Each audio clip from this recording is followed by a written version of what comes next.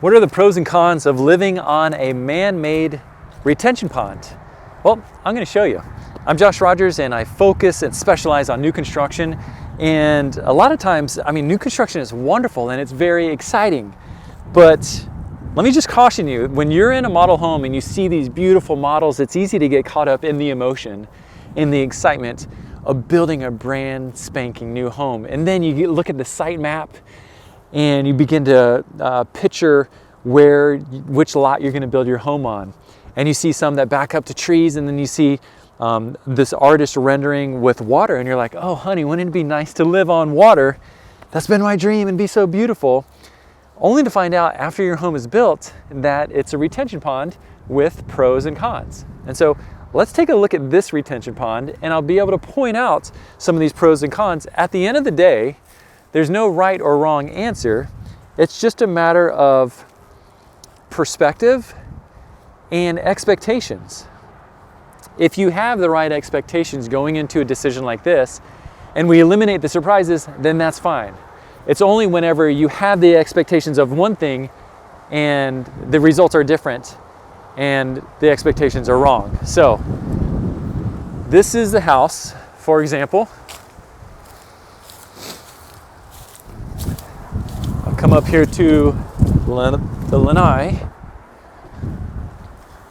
So first things first, on the artist rendering, this whole section over here would show up as blue water, which sounds like a great idea. Is the view beautiful? Yeah, I like it. What are the pros of living on a little man-made pond? I feel like the water brings life. I feel like the water brings movement. It reflects the sun. And in the distance, there's a couple ducks down there, so it does bring that activity of wildlife. And it's just going to be a lot more visually diverse. It's going to make the area feel more open.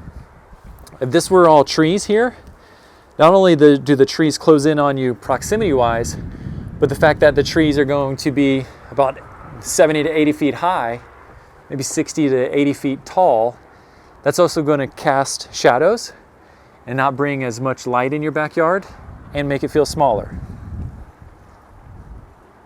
I like the idea of seeing the retention pond. Hey, depending on the community, you may be able to fish in there. Now, what are some of the things that you should be aware of that could be positive negatives or downsides? First of all, you can't appreciate the slope that this has, so I'm going to go down there and show you. But these retention ponds are quite deep, and they're sometimes, depending on the pond itself and the proximity, the slope from the house is very extreme. So even if this is some of your yard, it's not usable yard because the grade is so sloped. You can see, and I'm only halfway down.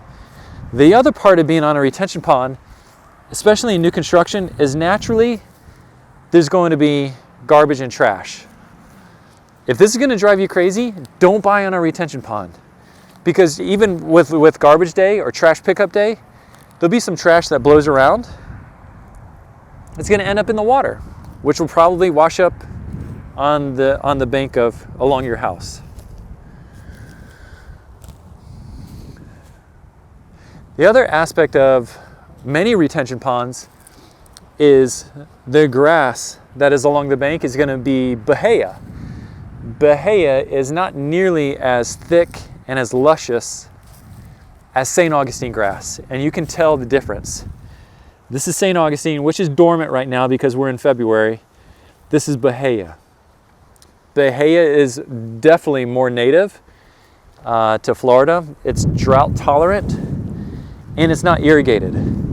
So if you think that, I think in the community that you're building in, just get clear on what type of grass is going to be on the pond banks and whether or not you need to maintain it. If it's the homeowner's responsibility, because can you imagine trying to ride a lawnmower, a push-a-mower up and down this bank? or if that's something the association is going to maintain. That could be a pro or a con depending on the answer. There may even be a little bit of erosion. So check this out. If you don't, these are all pro tips. Hey, if you guys like this kind of content, smash the like button for these kind of pro tips, because this is really good stuff that very few people talk about. If you have any other questions about things like this with new construction or the area, comment below, because I love answering your questions. Here's a pro tip. This home doesn't have rain gutters along this side. So what will happen during the thunderstorms during the summer, the rain's going to come washing off, it's going to hit that St. Augustine grass, it's going to kill the grass, and it's going to begin to slowly erode this slope. So you definitely want to get rain gutters. Other possible cons along these retention ponds is where the pipe system is going to be. If you're in a pre-construction phase and process and the pond's not even built yet, you may or may not have one of these pipes. This is a very small one. Sometimes they can be very, very large. This may be important to you if you have kids or if you have animals, and it could be like a safety hazard if the kids were like playing in or around it. So, and sometimes they can be quite large and they are actually an eyesore. Another time, sometimes there may be like a big drainage grate across the way. So when you're sitting on your patio, you're staring at a big concrete drainage grate. So when you're actually buying something on a retention pond thinking it's going to look beautiful, it may actually be an eyesore.